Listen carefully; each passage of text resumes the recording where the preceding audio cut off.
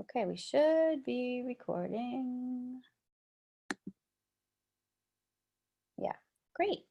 Welcome everybody to our Berger Network workshop that we are doing as webinar style today for engaging families with young children. Today we're going to talk about what we can learn from our successes and our challenges in the field.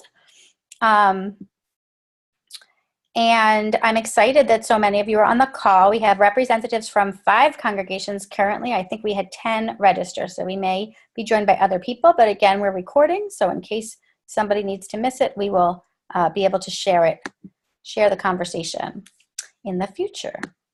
So here's our agenda. You should be able to see my screen. Let me know if there's any issues, but you should be able to see my screen. We're going to go around and do an introduction. At all of our workshops, we like to do a lean mood. I'm going to talk a little bit about our learnings, what we've learned from the congregations we've worked with in the field, and from all of the things that you reported to us in the past year. And some of you are new to the network, so you'll learn about what we've learned in the past year and hear about some successes and some challenges, whether or not you're part of the network before or not. You may already have successes and challenges. At the end, we'll talk about reminders, things you should know, upcoming events, and ways that you can connect with Jacob Philly and Jewish Learning Venture, and we'll wrap it up with an evaluation of how it went. Sound okay to everybody? I know you're all muted, so you can't talk. But you can feel free to unmute whenever you'd like. There's a chat feature if you want to chat privately with me.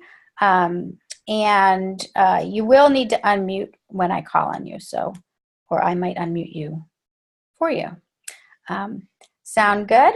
I will say out loud, Jody is on the call from Shira Me, but she's home with a sick baby, so we may not unmute her, but she is here. And so if she's able to unmute herself, she will at the time.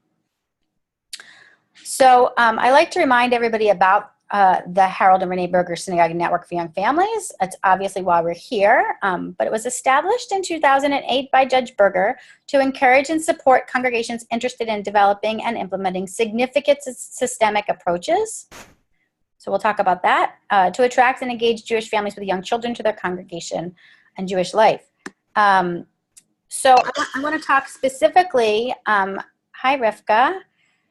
I want to talk specifically about significant systemic approaches, and then we'll go introduce everybody. So I'm glad you're here. Significant systemic approaches. Hang on, I'm going to mute you, Rivka, and I'll unmute you later. Great. Significant systemic approaches. So some of our Berger congregations have been with us for multiple years over time, and they look at a specific event. Rivka can probably speak to that in a little bit. Look at a specific event and how they can approach it systemically. So looking at a touch about, for example, and seeing what's working and what they need to do to make it even better and to ensure continuity, and that families will engage over time, so that it's not a one-shot deal. The Berger Network is really meant to invite congregations to look at the whole big picture and not just a program. But how are we actually engaging with families? How are we learning about what they need and want? And how are we making that happen for them? So hopefully we'll be able to touch upon that. And the other thing I'll share about this is that we're engaging Jewish families with young children, not young families. So families with young children are of all ages, and we like to use that wording to make sure everybody feels included. And I would also say that young children is defined by the congregation itself.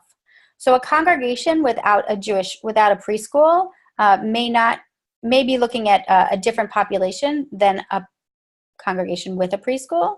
There may be congregations looking specifically at babies and toddlers and how to get families with babies and toddlers to come in.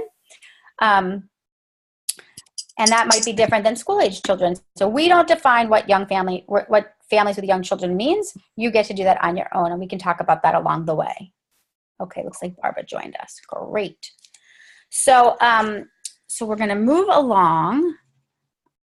I'm just writing down who's here so I can follow up appropriately. And let's see, there we go. Here it's time for Limud. But we didn't do our introductions first. Let's go backwards. Okay, so we're gonna go around and do some, no we're not. We're gonna do the Limud first, and then we're gonna go around and talk about strengths that you can share as you introduce yourselves. So here is the Limud. Hopefully you can all see it. It comes from Pirkei Avot, the Ethics of the Fathers, chapter 2. Rabbi Tarfon said the day is short, the work is much, the workers are lazy, and the reward is great, and the master of the house is pressing. So I've used this text before. Some of you might have seen it before, but I think it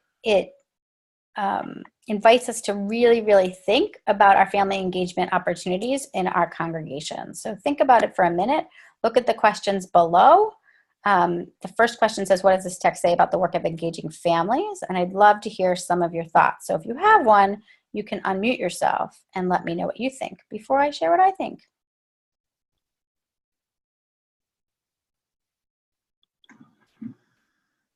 Hi. Hello. Hi, Rivka. Thanks for sharing your camera.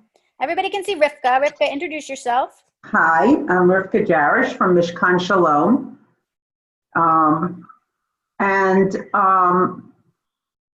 It does speak to the congregation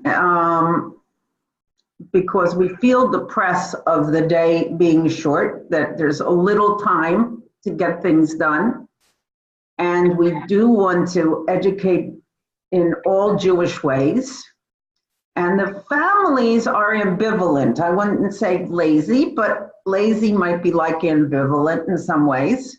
But when you engage, the reward is great. I can see a direct relationship between this sentence and what we do. And the master being a capital M,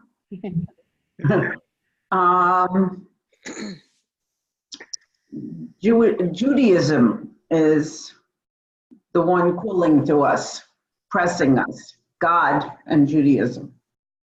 Yeah, great. Thank you, Rivka. I agree. I think that the truth is we have so much to do in so little time in our work, but then also our families have so much to do in so little time. So how do we marry the two?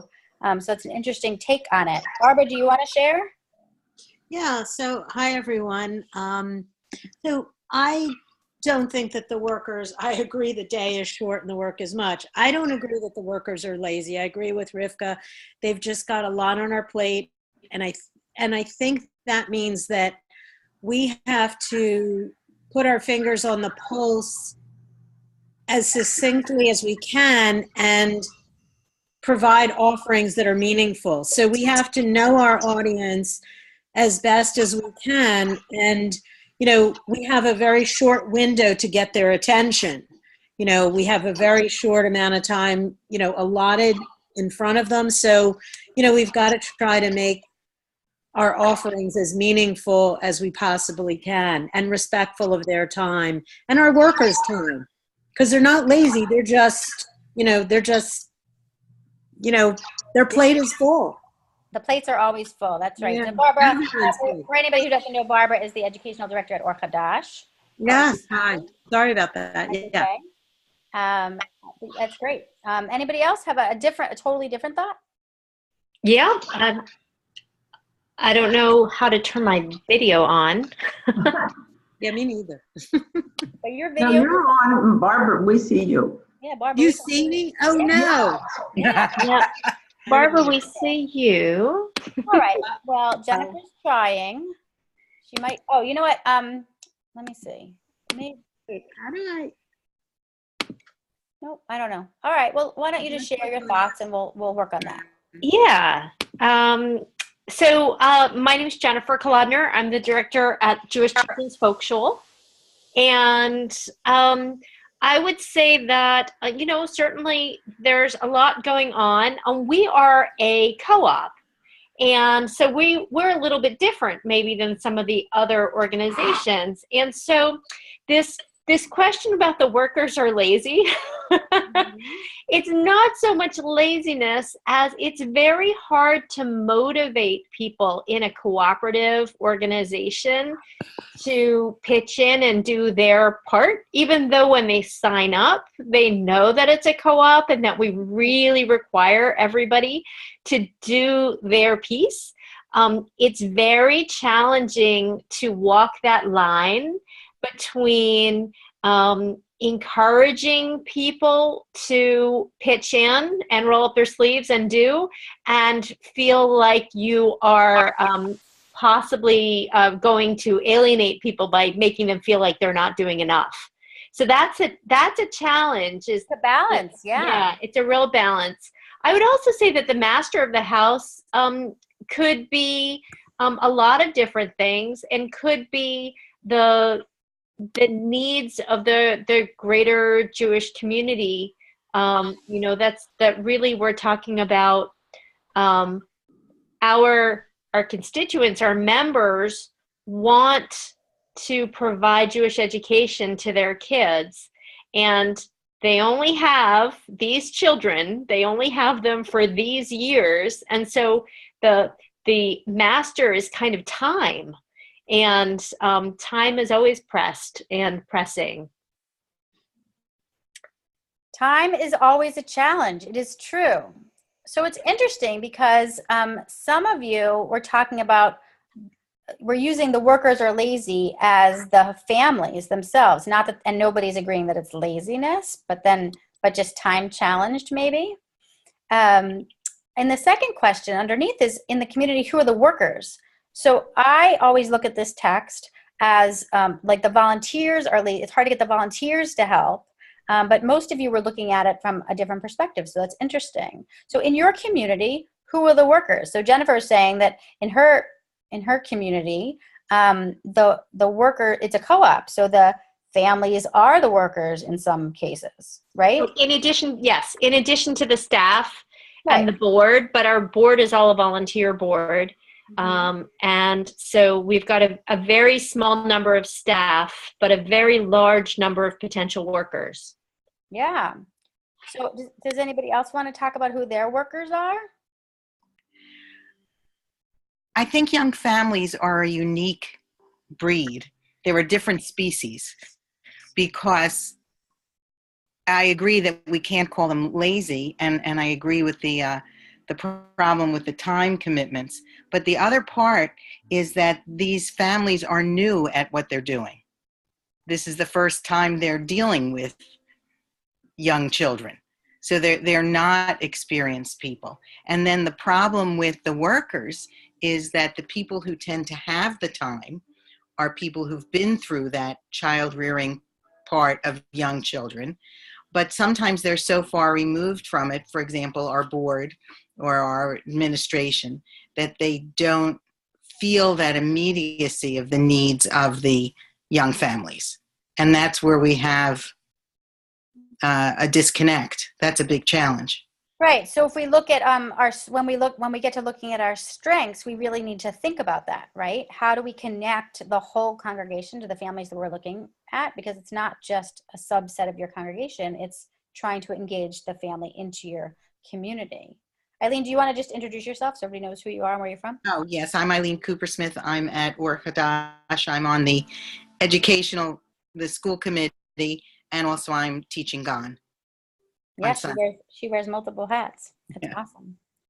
All right. Anybody else want to talk about who the workers are in their community? Sure. And I would like to add to what Eileen said. My name is Advat Chatler. I'm the director of Beth Israel of Media. And our workers are volunteers. Our congregation is volunteer-based. So our congregants are my workers, sort of. And I'm relying on them to help me with working out events and basically doing everything from moving chairs to signing up people at the desk in the entrance. And I would like to say more about what Eileen said, is that it's not just that they are a different species. They're in different times in a way that we need to find out what they're looking for. It feels like they're not looking for a community as much, maybe because of social media, maybe because of different places that they belong to. And it's something that we started thinking about, how can we really be very there for them? Because it seems like they're always coming, they're always there. We get the same people coming to the same events, but they never get as members. So why is that? Maybe they don't need that. So they have different needs. And it's another thing that we keep in mind, and we need to find what the need is. Right. How do we find Ava, the did you value added? say they don't? Did you say they don't become members? No. Right. So one of the programs at Beth Israel of Media, and maybe Adva can speak to it, though she wasn't here last year, is that they do a Tat Shabbat kind of program. It's very well attended and a great partner program with Jacob Philly. But the members or the people that come love it, but they don't always join the synagogue. And so we have to talk about, what does that mean for us as a community? I think part of it also is the time zone, if you will, that the young families are in.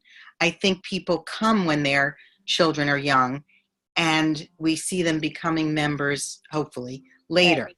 You can't even blame the families of preschool age and younger, because their plate is so full that I think we can pat ourselves on the back that they're joining our programs.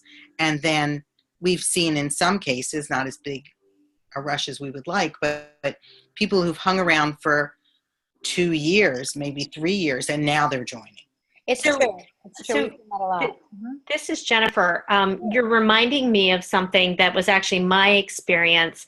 And I think that this actually ties in nicely with question number 3. What's the reward your congregation is seeking? And I think that the reward that our congregations are seeking a lot of the time is membership, is having commitment. People sort of transitioning from being a consumer of the product or the program that we are providing and turning into producers, people who partner with us to make the events happen, who really join the team, right? So that they expand our ability to reach out and to be a bigger group. And what the part that really resonates for me is that I belonged with my family to a synagogue for 8 years when my kids were in preschool. And so we were in preschool. We were extremely happy with the preschool environment and classes, and it was just wonderful. And then when my kids transitioned into the Hebrew school, not so much. All of a sudden, we found that we had no connection to the synagogue. We didn't feel like we were valued. We didn't feel like our values and ethics were the same as the larger synagogue community. So it was like this moment of disconnect where we realized that the things that had attracted us as consumers of the preschool were very different. That what was being offered to us as members of the synagogue community and the Hebrew school community were very different things, and did not retain our interest or desire to transition into, really joining the team. We gave it a couple of years, and then we moved on to someplace else where we really felt that warmth and we really felt that connection. So I'm going to say that parents of young children have very different needs, and we have to be really aware of what it is we're offering these different age groups, because there may be a real disconnect. We may think that we're offering these families essentially the same thing, but that may not be the case. Yeah, thanks for sharing that story, Jennifer. I think you're right. It does lead, it's a very nice segue into the third question, which is, what is the reward that your congregation is seeking? If it's only membership, then you might lose.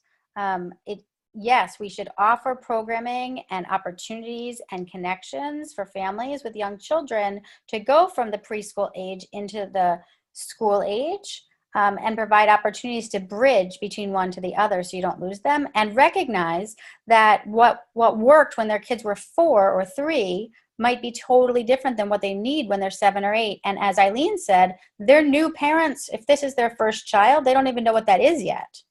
And so that's something that we can talk about on this call, how we bridge that, and what are some ways that we can facilitate that and create opportunities that make sense to families, and recognizing that, if there's 10 families that have 5-year-olds, they're not all going to be the same need.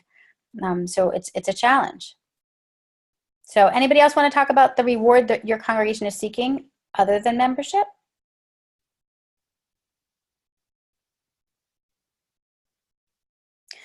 So I'll share a little story before we move on. When I was an educational director, I had a family come up to me. Their child was, I think, not yet bar mitzvah. And they said they had, terrible news. They were leaving the synagogue, and they were very careful to say, we're leaving the synagogue. It has nothing to do with you or your school that you're running. It's that my child has friends at another area congregation, and he wants to be with his friends. So we're going to switch from this congregation to that congregation. My response was, that's awesome. I'm so glad you're going to find a place for your family. And they were like shocked with disbelief that was my response. So while our congregation was losing a member, the Jewish people were keeping a member, and that was really my goal. So I think that's something to consider as we look at this text. Any other last thoughts before we move on? Yeah, Lori, you and I have had conversations on that topic before. I really feel that that we need to make sure that we are serving the needs of the Jewish community, not serving the needs of our mortgage. Like when we're looking for members, I know that we all have like economic, financial realities that drive a lot of our policies, but we need to be able, or try to look past, pursuing members so that we can pay the mortgage.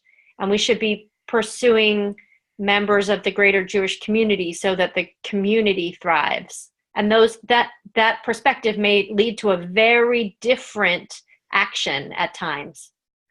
Yeah, it's a careful balance for sure. And I don't think it's a failure if somebody goes to another synagogue, or it's not a waste of our time, because that person then has a friend who lives closer to your building.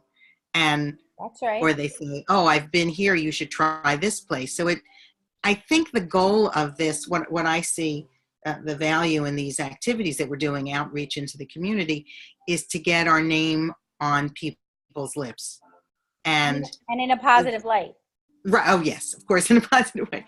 But if we do that, that's a lot. Because I think some of us consider ourselves a very well-kept secret in the community, and we have to get our names out there. For sure. Thanks, Eileen. So tonight we're going to talk about what we can learn from you, what we can learn from others, what we can learn from each other. So let's go around and see, what is one thing you think your congregation does well with engaging families? So I'm going to start. I wrote all the congregations down that said they'd be on the call, so it's an easy way for us to go through. They're not in any order, but I'm going to go in order, so I make sure to cover everybody that is here. So Jennifer, do you want to start? Something that your congregation does well with engaging families, even though you're new to the Berger Network? Sure. Something that we do well is being inclusive of intercultural marriage families. So over 40% of our families in our organization, in our community, are a Jewish partner married to a partner who is not of Jewish heritage. And we spend a lot of time working to make ourselves as welcoming to the non-Jewish spouse as to the Jewish spouse, or to the single parent who doesn't have a spouse, so that nobody feels like they're a second-class citizen. Super. So that's a way to engage. Obviously, if they didn't feel welcome, they wouldn't be engaged. So great. All right. Now, Sherry is not on the call from Old York Road, Temple Beth Am, I don't think. No. So I will share something I think her congregation does well with engaging families. So Old York Road, Temple Beth Am has been a part of the Berger Network for several cohorts. And one thing they did a few years back is that they started doing Mom's Night Out. And then once they've established these Mom's Nights Out, I have the possessive wrong, I think, but then that builds community and it keeps the families together in the community longer. Old York Road Temple Beth Am has also hosted Jacob Philly programs. And because they had an already existing Mom's Night Out program, 2 years ago, we did a Hamantash and baking program at Old York Road Temple Beth Am. And as a way of getting people excited about the program, they did a Mom's Night Out that made the dough that then they brought to the program. So it was like a 2-part series. Come make Hamantash and dough together with moms, like drink some wine and make some dough, and then come back on Sunday with your families for Jacob Philly's Hamantash program. So it's an interesting model because it was not just a one-shot deal. It was like an ongoing process. And we'll talk more about what to do before, during, and after a program. But that's just one example of what I think they do well with engaging families, because they engage parents outside of time with their children and then bring them back together for parent-child things together. They've done lots of things, but that's one of them. Congregations of Shira Me, do you want to share anything?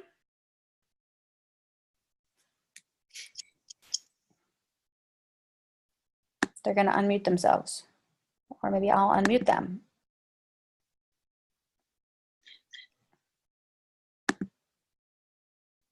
Looks like I can't unmute them. Can you unmute yourselves, guys? You did before. Not working. Oh, there you go. got it. Good job. What do you want to share? Okay, well, we have a Tot Shabbat program, which is very well received and goes in conjunction with the holidays and have all kinds of different components to it, and we are strapped for time and space, and yet it turns out to be a really good program. And then we also have a single-long Shabbat, which is staffed by the moms themselves to, to work with the little kids. So I think we've been very successful with that. Yes. So I'll just share that one of the things that is interesting about your sing-along Shabbat and Tot Shabbat programs is that like many congregations have a Tot Shabbat, but their sing-along Shabbat I see as more of a series that's different than just every month there's a Tot Shabbat. But maybe I see it as a series because they have offered it as Jacob Philly partner programs, which allows them to market to Jacob Philly families. And I know that they've had families come from quite a distance to participate. Do you want to add anything else? Okay. Yeah, we have had it as, we have had it advertised. You're going to have to talk closer to the computer. In the past, it was advertised, and we did have a couple of families join us from Jacob Philly. I don't know if it has stopped being advertised on there. So it hasn't been advertised this year. So if you're still continuing the program, we'll talk at the end about how to do that and whether or not you want your lay leader to. I mean, you're all lay leaders, I guess, but designate someone to be the person who shares the information with us. Okay, I don't think we've had one. Yeah, you haven't yet this year, but I know that it was we successful. We had one when I was away. Yeah. Okay, we'll do that. Super. All right, thank you. Thank you. All right, Barbara, do you want to share something from Or Chadash? Sure, I'd be glad to. So I think we're very good at engaging the members that that come to us. We are very, very warm. We're very eager to meet people where they are. In cases when people have needed extra support, we bend over backwards. So I think that's really, really positive. And we have a lot of support from partners in the community, not just the school. So I think all of those things are really good. Great. So yeah, you've tried a lot of different ways to engage families and haven't yet settled on one particular thing necessarily, but what you have done very successfully is engage the rest of the community. So you do a lot of intergenerational programs that help the older contingent of the congregation, the elders, if you will. They're not necessarily old, but they've been there longer, and connect to the kids in the school. Yeah. Wow. Mm-hmm.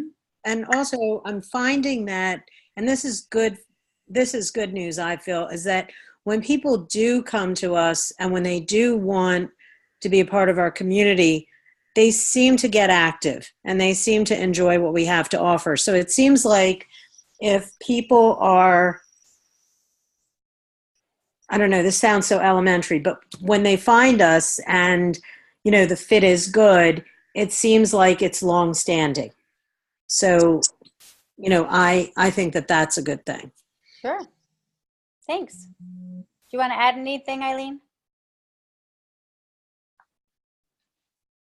I think Barbara covered it. I think the biggest plus that I see is the welcoming attitude. I've often felt that Or Hadash feels like a virtual hug when you walk in. I haven't been associated with other synagogues where you just see people jumping up and offering greetings to new people coming in as goes on there. And also the inclusivity, as I guess Jennifer had mentioned about their synagogue. That's a great trait, and that adds to the feeling of the hug. Yeah, for sure. I'll just share out loud that I'm careful to not use the word synagogue or congregation all the time. The Volksschule is an organization, right, Jennifer? That's how we're phrasing it? Yeah, we're a community. There you go. Yeah. So often I use the term congregation and community interchangeably, but that's not always true for everybody. So I'm saying that out loud in an effort to be inclusive. Thank you. You're welcome. Okay, so yes, I think it's true that many congregations say they are warm and welcoming, and some are better at it than others. I often find when I go to congregations, and I do that a lot, you know, how easy it is to find the right room, how easy is it to get in the building, whether or not you have security, and how that feels when you're walking in. It does make a difference. So I think about that all the time. And it's true that in some communities, newcomers are greeted warmly. I find some community, if you know everybody in your community, then you know when there's a newcomer and you're more apt to welcome them. But when you don't know everybody in your community, you don't know if somebody's new or not. So sometimes that means wearing name tags is helpful. So, you know, just thinking about all of that. Welcome to Anne. She's from Or Hadash too. So we're going down the list to see what we can learn from you. I think our representative from Kol Emet is not here. So what I will say about congregations who had registered for the webinar and are not on the phone at this time is that if they were a Berger Network congregation before, we can learn from them by looking at the Berger Program Bank, which I'll share the link with again. So we can learn from Kol Emet that way. But Rivka's on the phone, and we can hear about what is successful at Mishkan Shalom. Okay, I will say that this year especially, we have a lot of young people joining. Great. And certainly having the Tat Shabbat, I had like lots of new kids the first Tat Shabbat. Now we also I have started a 2-day program, and one of them was the one we've been doing on Friday night, and we join with the rest of the congregation for dinner, and then we do a little Touch Shabbat program. And that's been very successful at bringing the young people, young adults, in connection with the rest of the community that are older and don't have little children anymore. So that's a very successful thing. And now I've started a Sunday morning program, and that's a really nice for people who are have younger kids, and they kind of get introduced to Jewish things. And that's been very nice. We've just done it once, but I've already had a few kids coming. So that was very nice. Yeah, I think looking at different days of the week and trying to see who's making noise there. Okay. What I think finding different days of the week and seeing when your families come is important. I know Rivka has looked at both Friday night and Saturday morning and Saturday night and Sunday morning as all of the options to see what works. Right. And we've tried different things on the different nights to see if we can bring people for those times, as well as, welcome, the other things that people mentioned, those are key. Welcoming, we're very supportive to people who have issues. If you have a sickness, that's it. Everybody's provided meals and everything for you. So, there's lots of things in the congregation that are wonderful. So. Yeah, and if you never meet the people in the community, if you're a preschool family and you never meet the people in the community, then you wouldn't even know all that is able and there for you. So providing opportunities that involve the people in the congregation that don't have young children so that they can see what the community has to offer is always a good idea. Great. Thanks, Rivka. Yes. Let's see, Shira Me. So Dodi's here, but I don't know if she can talk. So we'll give her a minute to see if she can unmute at the time.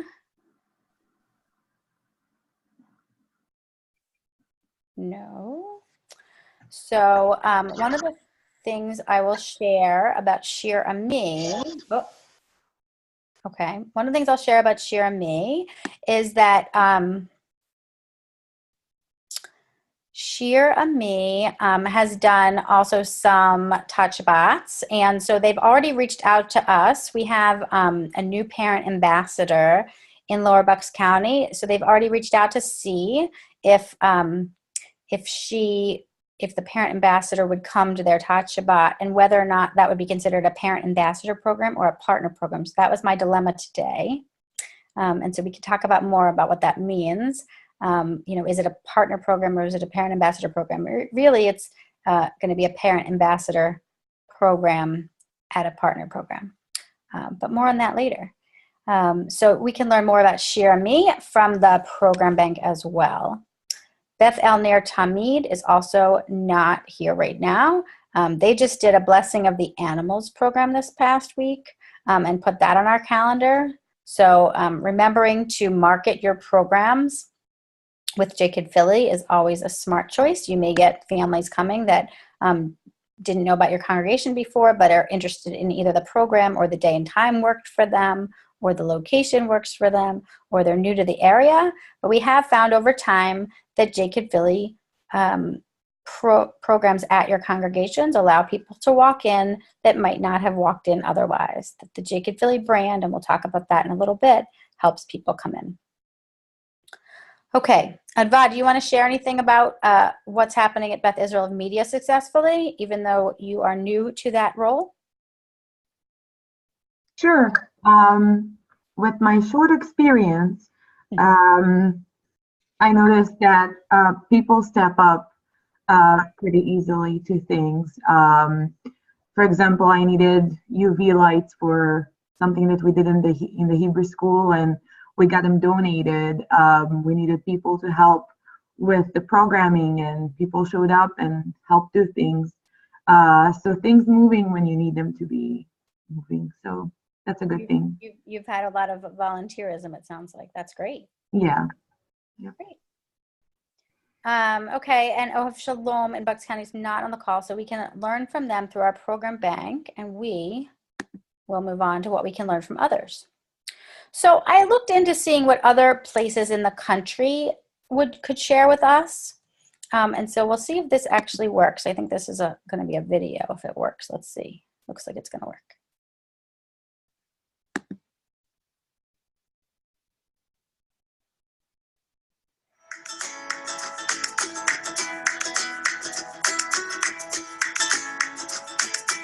We've got the sound, but I don't see the video.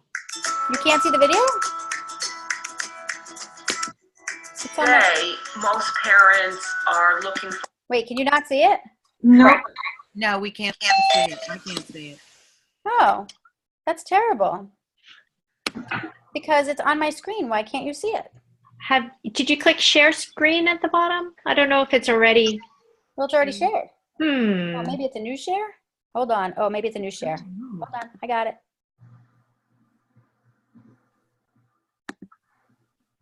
Hold on. Yeah, just click on it from there. We're seeing your screen now. I'm there. I'm there. There you go. Yeah, there she is. Thanks. Okay. for really high quality, meaningful programming for their kids, particularly around enrichment areas, and they find that in the secular community. They find a lot of opportunities, but not so much in the Jewish community. And so we want to make sure we can provide Jewish families with high quality, meaningful opportunities for them to engage with their young children. J-Link works with really creative entrepreneurial organizations that exist in the community. And so it was our idea to find partners, organizations, very entrepreneurial, creative organizations that we could work with and give them resources that would build their capacity to design for parents with young children. Store Steps is a way to engage my child in Judaism. We've been looking for different kind of programs, and Store Steps includes song and art and midrashim and just getting him just used to some of these terms. I thought it would be a lot easier to find children programming in Brooklyn that would engage him, but I think sometimes it is either too young or too old, and as he's gotten older, and we've done it when I think we started when he was 1 and now he's 2, and I think it always kind of meets him at his level. Store Steps is programming for young children 0 to 4, which initially seemed crazy to me, right? Like that my 6-month-old was going to be able to be doing anything that a 4-year-old could do. Felt outrageous, but it totally works in terms of the kind of the application and developmental tailoring that goes on for the kids, that there are a million places to plug in. I think the puppeteer is wonderful. She always brings something Jewish. It's either a Hebrew word or a holiday, but she always incorporates something about Judaism. It's teaching the children, and I think parents and grandparents, in a fun way. It's a great time to get together with other families in the community and really hone in and learn about Jewish values and try to bring that back to our home, to our family, and to daily interactions that my kids have with other people. So because I've been involved since the beginning with my family, I've been able to see Daniel and his team evolve and grow over time. I have a very active animated son, and sometimes he gets a little distracted.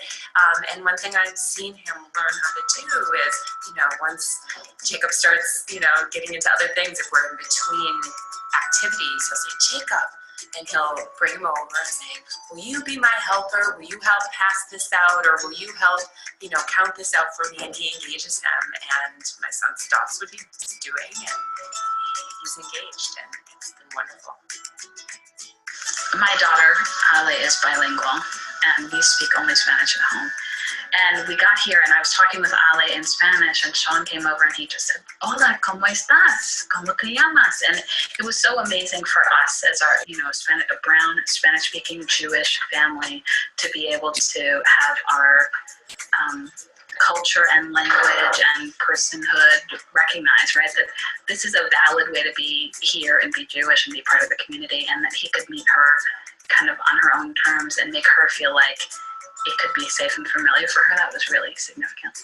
And it's nice for her to be with other kids, especially I think for us with other families whose adults I know, right? Like Autumn, like Lori, you know, and just to be able to see them and to be able to connect with them, but also have our kids connect with each other, and also to learn what it means to be a growing person, a person who's learning, a person in community. It's been really nice.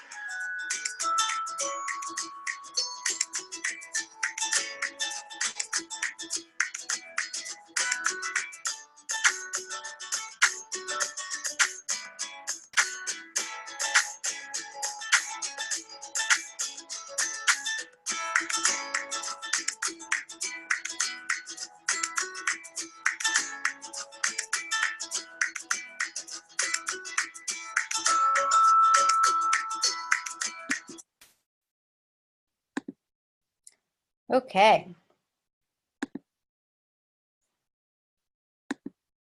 So I wanted to see what we could learn from the Jewish Education Project in New York. And so that's what parents said about their programs that they run. Some of it is, I think, things that we already know and do. But I wanted to highlight these 4 design principles that they talked about. And also, you'll see at the bottom that I wrote that at Jewish Learning Venture, we can connect you to partners that might enhance your program. So one of the things that I liked seeing about the Jewish Education Project is that they're an agency similar to Jewish Learning Venture, for those that don't know. But they've connected congregations with these partners in the field. And so while Jacob Philly has partnered with agencies and organizations in the field, we haven't connected agencies and partners to congregations. I wonder if that would be value added. So when we were looking at the Limud today, we were talking about, you know, what would make families want to come and stay. And so what would be value added? And so perhaps working with a partner agency is something they couldn't have done otherwise. And so maybe that brings people in. So I'm wondering what you think about that before we look at the design principles. Anybody want to share? What kind of partner agencies do you have in mind? Because the idea of a partner agency is wonderful, but it seems like there's always that tension between, you know, if the 2 organizations are too far apart in mission, that's a difficulty. And if they're too close together in mission, it's a difficulty as well, because it's almost like a competition. Like, sure. So I wasn't thinking about agencies or organizations that were like too closely aligned, but that share a mission. So things like social action agencies, things like the Mitzvah Circle Foundation or Repair the World or Challah for Hunger, those kinds of agencies, if you're not connected to them, we are. And if we can help you connect and make different programmatic strategies, that might be an interesting idea. It wasn't something that I had thought of before I looked into what the Jewish Education Project was thinking and thought we could learn from them. Anybody else?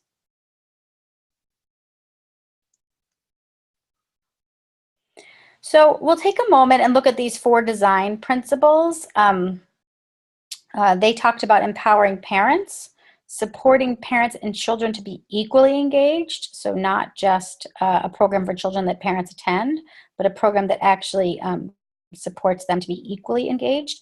And sometimes that might mean that you do a program with children over here and parents over here, but sometimes it means that you design the program so that they each get something out of it. Empowering parents could be, as Adva said, empowering them to be volunteers of the program, to help clean up or set up, to help plan the program. It depends on how you look at it. To integrate rich content, so it's not a foo-foo fluffy project or program, but there's actually rich content and connection to Judaism, which is what we're all looking to do. And of course, the last one is to build relationships with and between families. So to build relationships with the families and the congregation or community, and between families, because we know that if families are friends with each other, they're going to stay in your congregation longer or community longer, right? If they have friends that are coming with them, they're going to stay longer. So a little bit of something we can learn from what's happening in New York. Any other New York comments?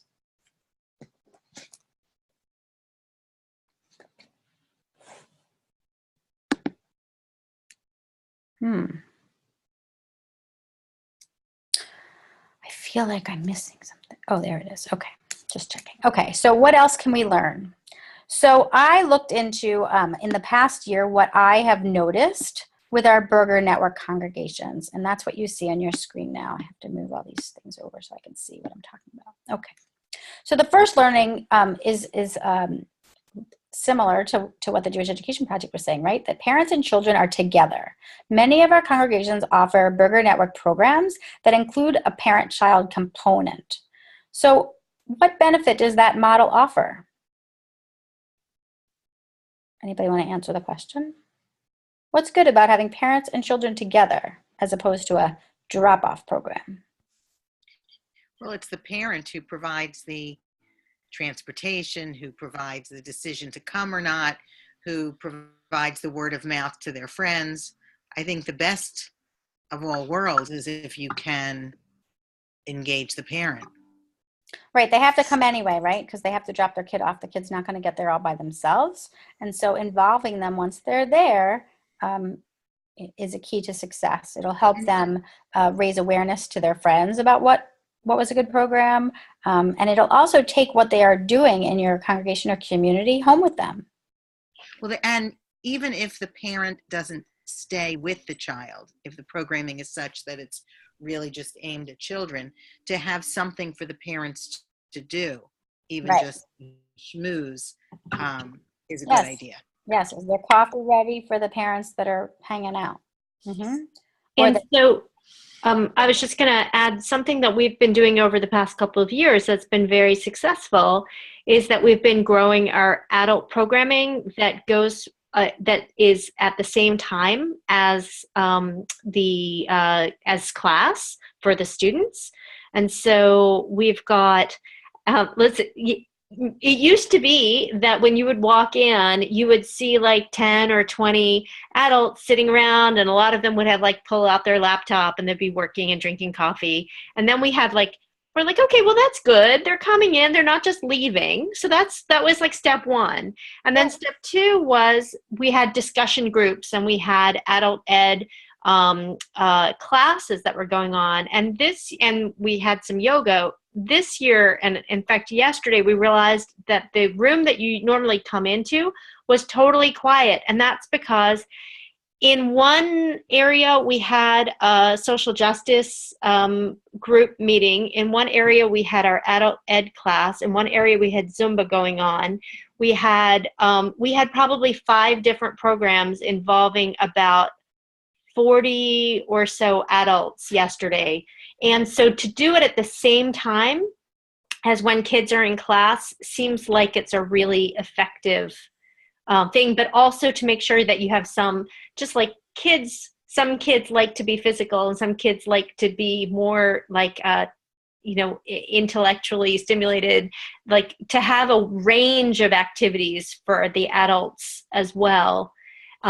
Seems like a really good thing. And so at the same time we had our we call it Sunday Fun Days, but it's like Tot Shabbat. We had that going on in another room so that people could find a place where that felt like the right fit for them. It's labor intensive to have lots of things going on at once, but I think we met a lot of needs. Yeah, I think that's important to note that the model of parents and children together, whether or not they're in the same program or separate programs at the same time, offers a lot of benefit. But as Jennifer said, just like every child has different interests and needs, every parent has different interests and needs. And so offering a variety of programs at the same time is awesome because they'll be able to engage them on their own terms. But it also is probably a challenge, right? So it's hard to offer multiple things at the same time. You have to have different people who can facilitate those programs, and you have to know your audience, as we've said before. So, so there's definitely benefits to having parent and children together. I would highlight the following. The fact that children can't come without parents getting them there, transportation, right? So using that as a way to get them in the door is helpful. That children coming home to their parents after a program, if the parents are part of the program, will be easier to infuse those values or content that you covered during the program into their home, which makes it a more lasting experience. And parents who connect to other parents during that program will also then make friends and want to, be a part of the community for longer. But let's delve a little bit into the challenges when you have parents and children together. Anybody have a negative experience with parents and children together they want to share? I think the biggest challenge is when parents are off to the side having independent conversations. Yes, or on their phones. Oh, or on their phones. Or on the phones, right? So what happens when that happens, and how do you re-engage? And how do you know when to re-engage or not to re-engage? Because maybe they really had to take that work text and they're happy to be in the same room, but they can't connect or engage in that moment. So it's hard to know sometimes. Anybody else have a challenge? Or an answer to a challenge? So one of the challenges, I'm sorry, I started at the same time as someone else. Yeah. I'll go quick. One of the challenges we've found is that there are some kids who actually do very nicely on their own, but when their parent is in the room with them, they cling or they misbehave or they are not as participatory. So that's like really an innocent thing. That's not like they're misbehaving. They're just not participating because their parent is there. And that can be really challenging. That's what I was going to say too. And then you also, in addition to that, have the parent who thinks the child cannot do without him or her, and the child is actually fine. So, well, you might have one of those in your class, Eileen. I have one of those in my class. I met that parent the other day. So that's a challenge, right? When you have parents and children together, not just having them together, but having parents who think they need to be there when they don't, and having children who might do better without the parents. It all plays into your program design. And so if you have specific issues like that and you want to delve deeper into that offline and talk through some scenarios and how to, some answers to how that might play out, I'm happy to do that with you. But our learning is that many of our Berger congregations have had success with programs that have parents and children together. In addition, we have found a plethora of Shabbat programs. And so like we said with Rivka, many of our congregations have offered Pajama Shabbat on Friday night, and Tat Shabbat, and Sing Along Shabbat, and Cuddle Up Shabbat, and some of them are Friday night programs, and some of them are Saturday morning programs. We've also seen Havdalah hay rides and Havdalah pajama programs. So how do you know which program is going to work for your community? How do you start? Do you decide, you know what, I think we're going to try a Havdalah program, or do you actually poll parents and ask them for their input before you start? Do you do it top down, or do you do it bottom up? We'll talk about that too. But do anybody want to talk about how do you know what program might work for your community?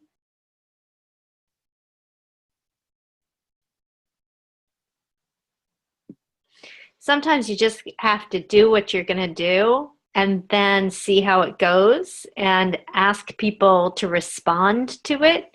Because sometimes it's hard for people to tell you what they really need, but they can attend something and say that wasn't it, or it would have been it if it did this, this, and this, and then you can adjust. Yeah, people have different styles, right? Some people know exactly what they want, and some people have no idea what they want. They don't even know what they're looking for necessarily. But you're right, Jennifer. Once they go to something, they might be able to give you constructive feedback. This really worked for me. I like this part of it. I wish it would start later. I wish the food was different. You know, all kinds of different things that might have to be modified. Just like, you know, today I was talking about an email, and I had to see a draft of it before I could say what I liked or didn't like about it. I couldn't start from a blank slate, right? So similarly, some parents need you to start with something.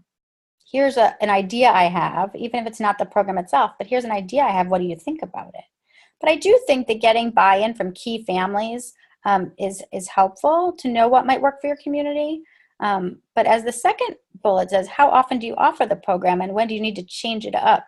So what works for a year or two may not work forever. And so really reevaluating and talking to your families all of the time to find out what works for them and what may not work for them and what they would prefer, because your families change over time. So this core group of families that started Talk About and loved it, and now that they were 5 and now they're 7 and it's a little too young for them. We have new families coming, but they don't really like this part of the program. So you really have to talk to them and find out not only what those new families might like, but what would engage those families with 7-year-olds that are now too old for that program. So really, again, speaking to families all the time to find out what might work, knowing that they might not necessarily know themselves. So thinking about what questions to ask. So, and then the question is, what opportunities does your community have besides Shabbat programming for your family? So 100% of the time, okay, not 100% of the time, but the majority of the time, we get a lot of Berger Network congregations that want to offer Shabbat programs, which is great. But I often wonder, like, that's not what every family is looking for. So what other opportunities do you have that aren't on Shabbat for young families in your community? Can anybody think of an example of something that isn't on Shabbat and maybe isn't a holiday? Something totally different? Well, I can share our program. Sure. Yeah, you had one yesterday, didn't you? Yeah, we started the first workshop meeting yesterday. It's called Let's Move. It's a half-an-hour session of creative movement with an instructor. And then we have another half an hour of schmooze and talking with the rabbi, like having a conversation with the parents, while the kids are reading stories with our aides and coloring or just playing and whatever. And it was yesterday, it was on Sunday. It's going to be on Sunday during the year. We have 3 more meetings. And it was great. It was a change because we have Talk About that's happening as well. But now we offered something on Sunday. Hebrew school is running on Sunday. So there was also kids from the Hebrew school that was running around, and the interaction was, I think, great. So it was another option for the families to see how it is when we are working things out and doing things around the Hebrew school as well, and not just the congregation on Friday night. And I think that's a really great example of what you could offer on a Sunday morning. So 2 important things, I think, from that example. One is it's a movement class. It's a value added. Young families are looking for programs just like that. They're going to go to Jamboree. They might as well go to a movement class at your congregation. Similarly, we have found with Jacob Philly that yoga classes are positive, and music classes. So it could be that you offered a music class on Sunday mornings for 3 and 4-year-olds. Mm-hmm. It's interesting. The other thing that's great about that program is that it's on Sunday morning. Not only is it great for both working and non-working families, but it's in the morning, so it didn't affect their whole day. And they get to see what else is happening in that community on a Sunday morning. They get to see older kids. They get to see congregants. So I think it's a win-win. A great example of an opportunity that Beth Israel of Media offered on a Sunday morning, a movement class. So we've done some work with our parent ambassadors this year. So let me talk a little bit about parent ambassadors. So last year we got a grant from the Harold Grinspoon Foundation, which brings us PJ Library, to hire 4 parent ambassadors.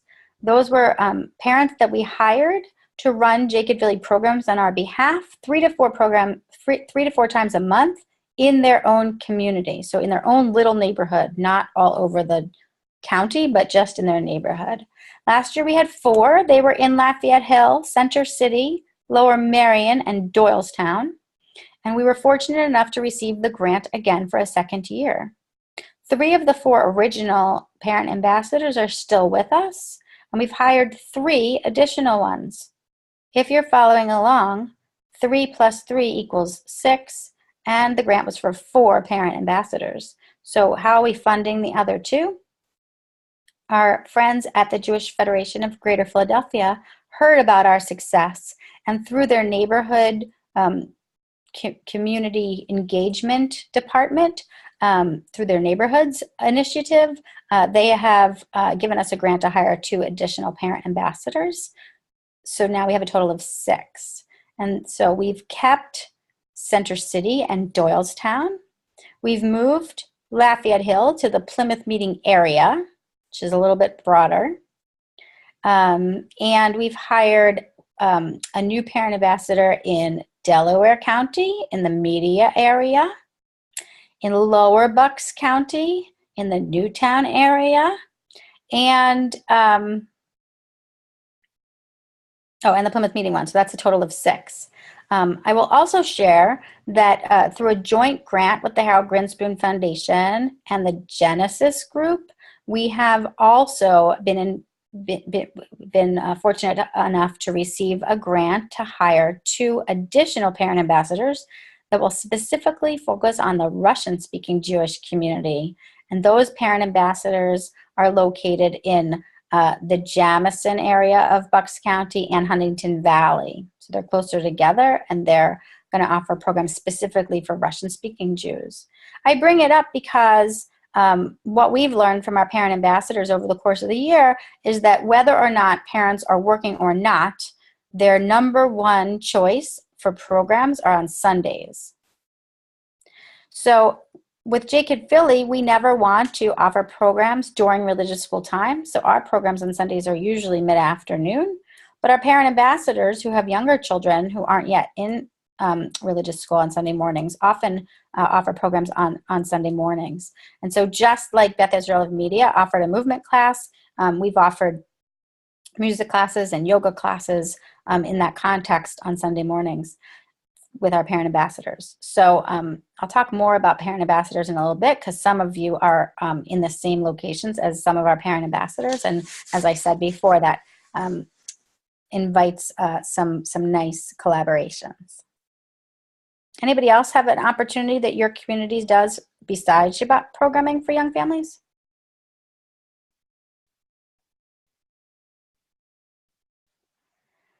Okay, and then the last piece of learning from last year's cohort 6 Berger Network was getting the whole congregation involved in engaging young families. So whose responsibility is it to make connections with families new to your congregation? So if you are the educational director, obviously you're going to engage families that are new to your congregation. But if they only meet you and your school bubble, then how invested are they going to be in the entire congregational network? So how do you make those connections? How do you systemically look at your programs to involve members of your community that don't have kids in the school to build relationships with these new families? Anyone want to comment?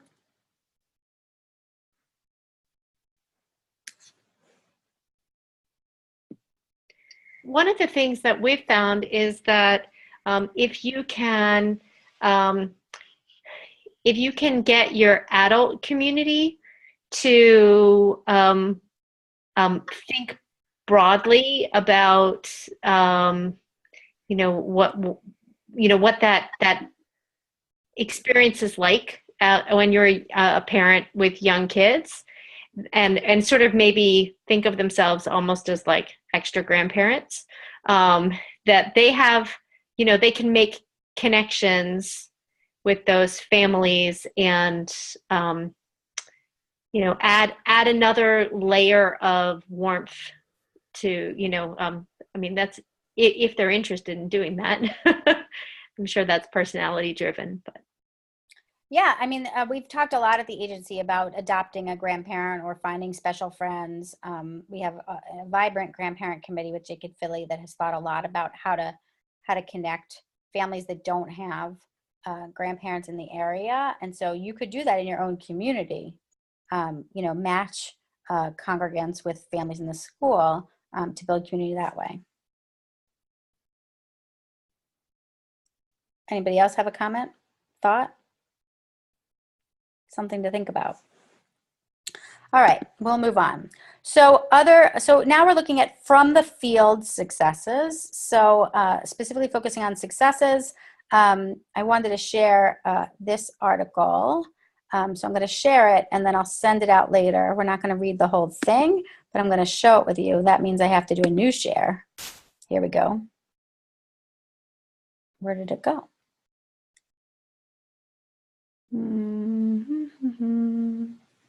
No, that's not one of the ones. All right, I'll share it later. Let it go back to the PowerPoint. Oh, there it is. Now do you see it? Do you guys see it? Yeah. No. Oh, no? No. Hold on.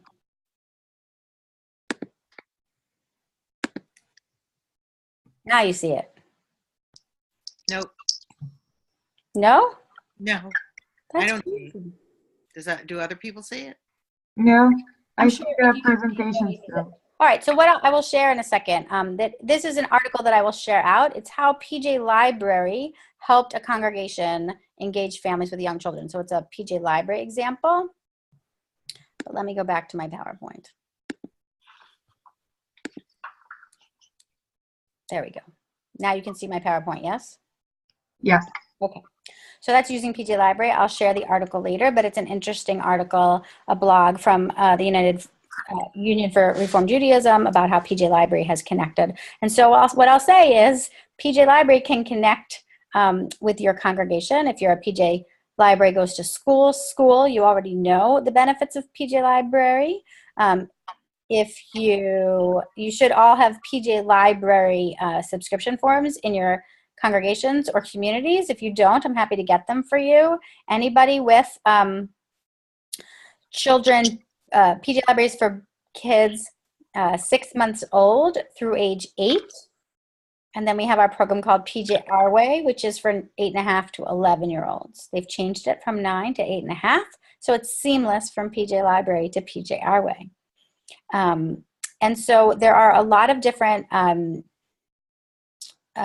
resources from PJ Library that help you, that could help you create programs around PJ Library books. And you're welcome to borrow PJ Library books from our office if you don't have them in your school, if you're looking for a specific book. So I can share out some resources after the call and a list of PJ Library books. But I know that some of your schools are already very involved with PJ Library, but I wanted to share that there's been a lot of success with connecting PJ Library to your programs, or to programs and congregations, because as I said about Jacob Philly, and we'll say again, it's a brand people know. So whether or not they've ever been in the 4 walls of your building, many families have been receiving PJ Library books. So if you're doing something with a PJ Library book, you'll often have children at a program. I just did two stories in the Sukkah programs with music. And I started reading a book, and kids are always like, oh, I have that book, I have that book. So that's an automatic connection, and a positive one at that. So using PJ Library is a tool for success. So then we look at ongoing programs, and I started saying that before, whether it's a movement class or a music class or a pre-K class. Congregation Brothers of Israel is not on the phone today, but they've had a Berger Network success with a Sunday morning Torah Tots class. That's a parent-child workshop that helps build social connections and brings them back into the community together at other times as well. I talked a little bit earlier about to build top down or bottom up, right? So sometimes we have to make unilateral decisions, whether it's because of a calendar issue or a space issue. Sometimes you have to make decisions without the input of families. But often you're able to talk to families and build a program bottom up.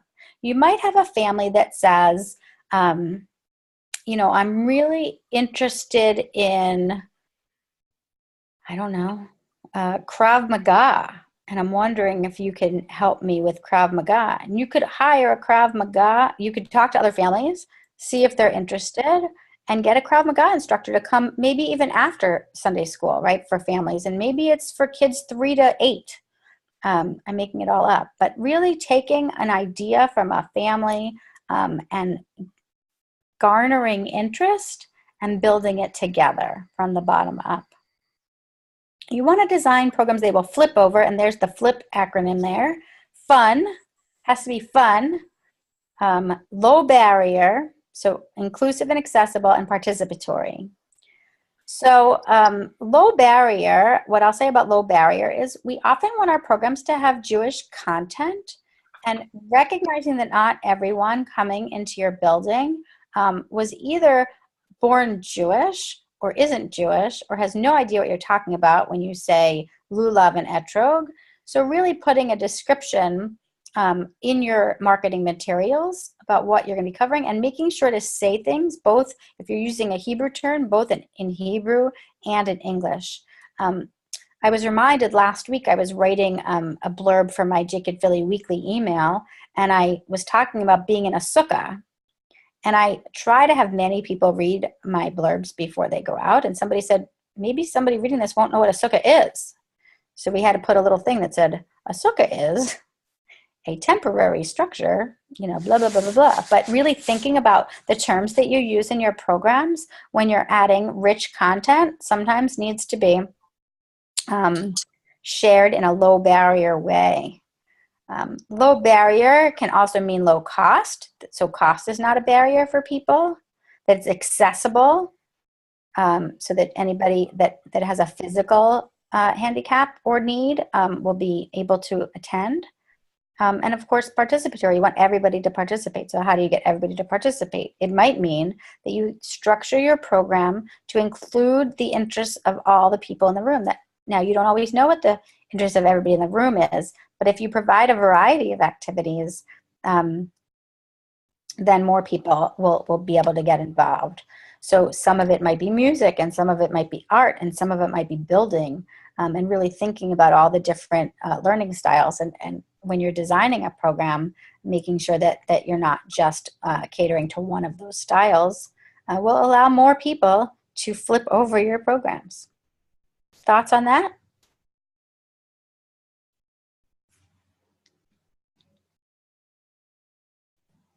Okay. So then we want to talk about how we measure success. How do you know a program was successful? So Adva, you talked a little bit about your movement class and how it was successful. How did you measure success?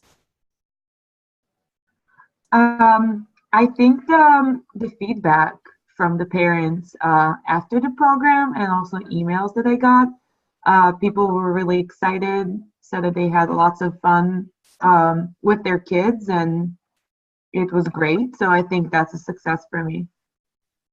Great. Yeah. So getting feedback is clearly important. And so you measured your success through emails and through anecdotes. But sometimes, as Eileen said earlier, it takes years before we see success, right?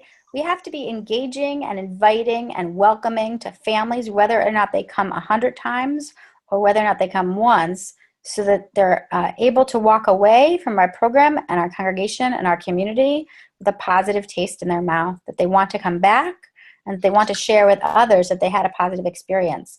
So recognizing that success doesn't always happen in 5 minutes. Hopefully you see success in 5 minutes, but sometimes it takes longer for families to understand that they actually want to belong and connect that it's not just a rote, oh, I come to this program, but I really like it here and I really want to be part of this community. On that note, I think it's important that we label the things that we give out. I think J-Kid Philly is great about doing that. A Jewish Learning Venture is great about doing that. There's always that information. But I think we have to also make sure that if we're doing handouts or whatever, that it has our name on it. So when they rediscover it months later, they go, oh, yes, that was from Orkadosh or wherever. Smart. And not only labeling it with your name, but your contact information, yes, or your website, so they can find you again easily. Great. Anybody else want to talk about success?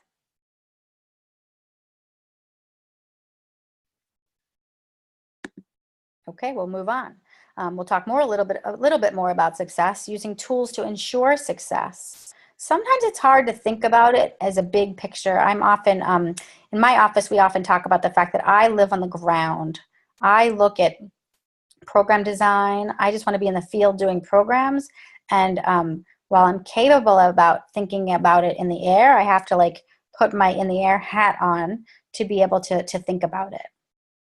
So, so I invite you to put your in the air hat on to think about when you're structuring a program, what do you want to think about? You want to think about what you want it to accomplish, what you want the impact to be on your participants.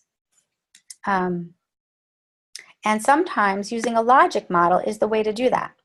And so I can share with you a sample logic model after the call, but you can see the top of one here on the slide. You can list the activities that you want to offer, and then what would the outputs be, what would the short-term outcomes be, and what could the long-term outcomes be. And that allows you to promote a process of continuous learning and improvement. If you're really using this logic model, you're thinking far out, and you're also reflecting back. So once you do a program, you can see, did we reach our goal? Will we reach our goal, our long-term goal? It helps you really think about where you're going and what the effect will be. So this helps you identify indicators of progress and helps you distinguish between measures of effort and measures of effect. So you might have tried really, really hard to get people to come out and the day and time was wrong. So it really helps you reflect so that when you offer the same program again, or you don't offer the same program, you offer a different program, you are more successful in the long run. Does that make sense to everybody?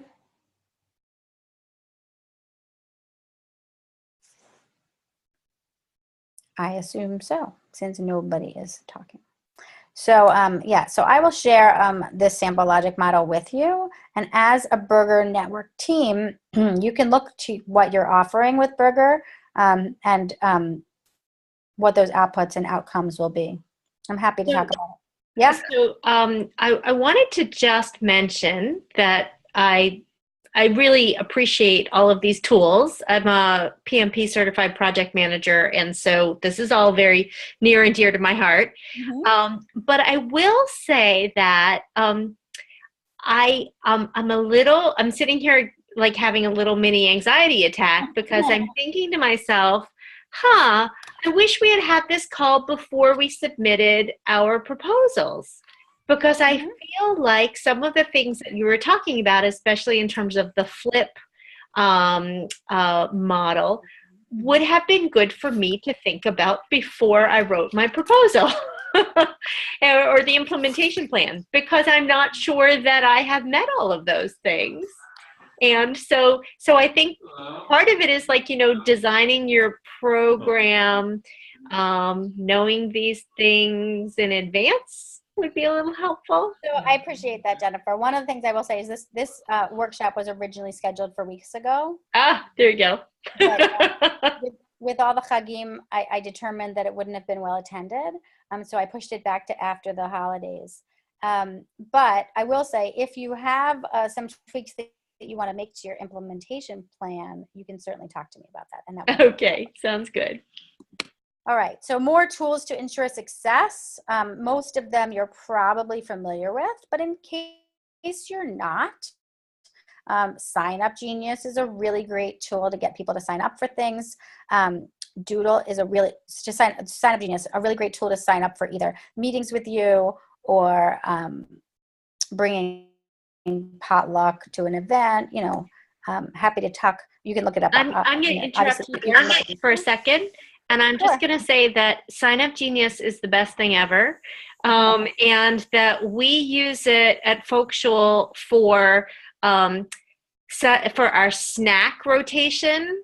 So each class has a Sign Up Genius that lists how many kids there are in the class and what the allergies are in that class, so that they know when they sign up to bring something, they know sort of what they're dealing with.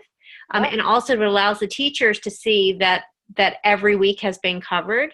We're using it for signing up for our potlucks. We're using it for signing up for our Thanksgiving baskets when we collect food, so that we don't get 12 cans of cranberry sauce and nothing else. So it's the best thing ever. Yeah, Sign Up Genius is a fabulous tool. Thank you for all those examples. Doodle is also a great tool when you're trying to schedule meetings with people and they all have different schedules. So you can put, all these different choices of meetings in, and people can pick when they're available. Zoom, obviously, you can see, is a great tool for having a meeting when people can't get all into the same room at the same time, but they can find a computer or a iPad or a telephone to be able to participate together. I've done a lot of meetings on Zoom, both at Jewish Learning Venture and in a congregational setting, and I find that it's a very useful tool. Freeconference.com is also a useful tool. It's a conference call line system, so it's a telephone only, not video, but also a great tool to ensure success in your programs when you can't get people to come to a meeting. Meetings are not as fun as online platforms. All right, moving along. So let's talk a little bit about challenges. So I looked at the challenges that we saw in the past Berger Network cohort, and I'll share 4 of them, and we'll see if you have any other challenges you want to share. So 1, changing programs for a year, because it may work with one group of families, may not work with a different group of families in the future. So having to think through changing programs from year to year has been a challenge for some communities. Finding new volunteers to assist with new initiatives is a challenge. Finding the right space in the synagogue building is sometimes a challenge, especially if you're trying to do 17 programs on Sunday morning. There's pros to it, as we've mentioned before, but also cons if there's not enough space. And finding times that work best for most families. So you can't always please everyone. But as I've said before, I think the #1 day of the week that people want programs for is on Sundays. It's a time when mom and dad and mom and mom and dad and all the parents can be available to do something with their kids, whether they're working parents or not. Are there other challenges you want to bring up and talk about a little bit?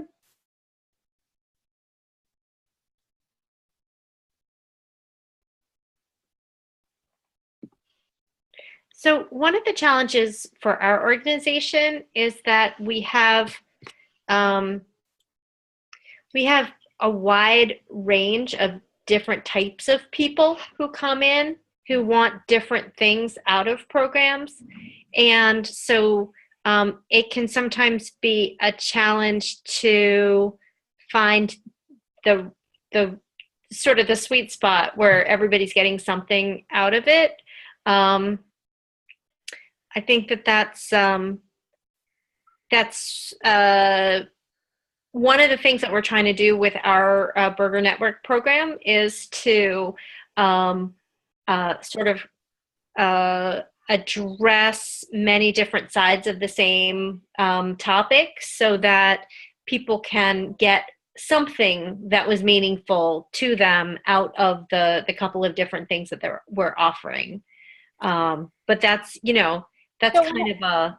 That's surely a challenge, and I'm glad you brought it up. I think that one of the things that I would say out loud is that I would say it out loud. At a program, I would say, we know that everybody has different interests, and so over the course of our morning together, we hope that you'll find a piece of the program that speaks to you, and I'd love to hear from you at the end which part spoke to you.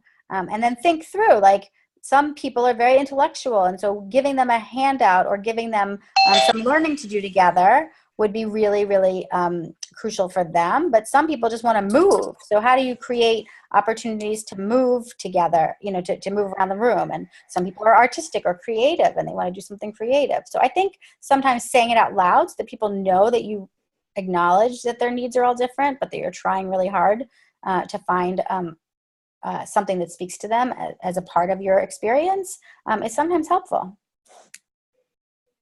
Anybody have anything else?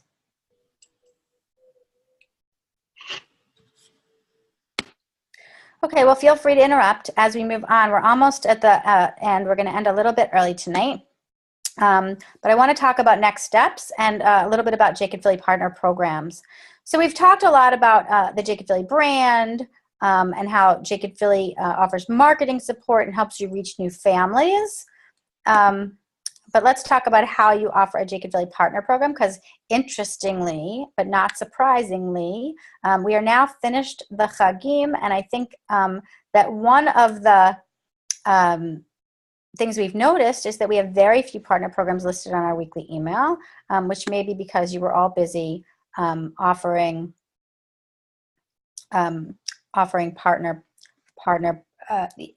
busy offering your own programs and weren't able to, in a timely fashion, book your Jacob Philly Partner Program.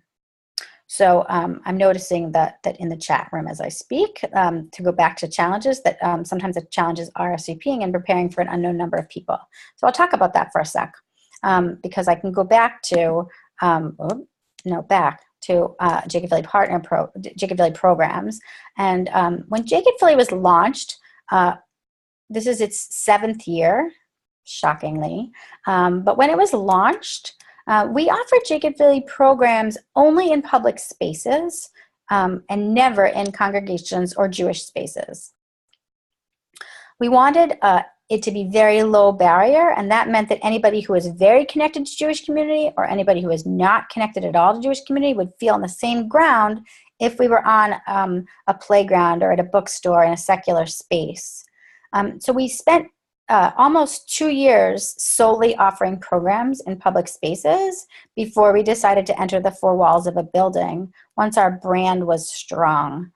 And similarly, at that time, we never asked people to RSVP in advance because we wanted to be as low barrier as possible. So just show up, we'll be fine. And there were a lot of times where I would go to a playground an hour away and wonder if anybody was going to show up. It was a lovely time. Since then, we've evolved with our brand and we have changed our model so that we always offer an RSVP link in advance, and most of our families use it. We still get parents that just show up, and that's just fine with us. We bring a snail mail hard copy form so they can sign in when they arrive. But for those families who have pre-registered, it allows us to take attendance in virtually seconds. Oh, your name is this? Okay, I'll mark you here. They don't have to sign in or anything. We already have all of their information. So I think if you offer ongoing programs and people get used to RSVPing, it becomes easier. I will also say that of all the people that pre-register, there's always a group of people who don't show up. Just like we noticed tonight, there were people who pre-registered to be on this webinar but weren't able to come for any reason, and that's fine. We've recorded it and they'll be able to watch it at their convenience. Similarly, if you have families that have pre-registered for a program that don't make it, interacting with them, even though they didn't come, is crucial. So sending out an email to them after a program that said, hey, we noticed you pre-registered but weren't able to come. We really missed you. And here's another program you can go to next week or in a couple of weeks. And sharing that is a way to build relationships even though you didn't even see them at the event. The other thing I'll say about RSVPing is we find that the same amount of people who pre-register and don't show up is equal to the amount of people who show up and don't pre-register. So it allows us to prepare for a certain number of people, and usually it's pretty on target, even though it's not the same people we expected. Hopefully that was helpful. And now back to our show. Okay, So in order to offer a Jacob Philly Partner Program, you have to be part of the Berger Network, and you should be either on this webinar and taking part in all of our professional development opportunities or listening to the recording. A Jacob Philly Partner Program idea must be registered in this form. I'm going to try to share it with you to make sure everybody knows what it looks like. So hopefully it will work. Let's see.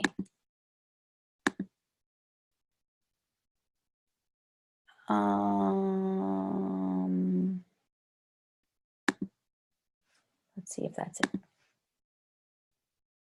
Oh, okay. This is the old one. So it's the wrong link. But basically, it looks like a form like this. The name of the person filling out the form. Can you see it? No, we can't see it. Oh, you can't see it? You can't see the wrong form? No, I still see your slideshow. Okay, I'm going to go back. Thanks for telling me. Sure. Okay, I'm back. So I'll share the form again after the call, but generally, and many of you have used it already, generally we try to have you fill out that form 6 weeks prior to the event. So I know that some communities tried, if you share it with me on a Wednesday, it won't necessarily get onto the calendar and into our weekly e-blast that week. It depends on what else is going on in the office, which is why we ask for it many weeks in advance. We're pretty quick, but we're not that quick all the time, which means that if you send us a program that's happening this Sunday on Wednesday, it won't necessarily get out there. So we invite you to think way in advance. If you get it to us after 6 weeks, 4 weeks, 2 weeks, we'll likely be able to help, but not the week of. So if you fill out the form, here's what happens. We take that information and we put it on the Jacob Philly calendar. We add the programs to our Jacob Philly weekly email blast, and we provide a registration link for your use. So what happens is we see who registers for your event and you see who registers for your event. And then we share that attendance data with you, but you already have the data. It's in the spreadsheet. So once they use the registration link, it populates a spreadsheet, and we both can see who might attend. What we ask after the event is that you go back to that registration link and mark who attended and who didn't attend and add anyone who walked in. We do ask that you use our Jacob Philly logo on publicity. That helps you with branding. It helps families in the field know that it's connected to Jacob Philly. And so if they don't know your community or congregation, but they do know Jacob Philly, it helps raise awareness about your program. We also invite you to share your program on social media. So we can cross-promote on Jacob Philly's Facebook page. We can share with each other. So you should make sure that you share with us, and we'll share with you. And that also includes any photos that are taken. We can share those as well to our families, which doesn't always happen with partner programs. So if you take pictures, and sometimes that might be because it's Shabbat and you can't take pictures, but if you take pictures at a partner program and post them on your Facebook page, you also can share them with us, and we can share them on our Facebook page, which again helps raise awareness about your community and your events. So your Berger initiative can be a Jacob Philly partner program, but you might also be offering programs open to families in your community that aren't part of your Berger initiative that you wrote your implementation plan about, but that you want listed on our weekly email, and you want help and publicity and marketing support on. You can hold as many Jacob Philly partner programs as you'd like, as long as they're open to the public. And if you have questions about specifics, I'm happy to answer them for you. Sometimes people think that the programs have to be free, and while they're usually free, if you're holding a concert or a magician, something that actually has a fee, as long as it's reasonable, you can use that as a Jacob Philly partner program also. Are there questions about partnering?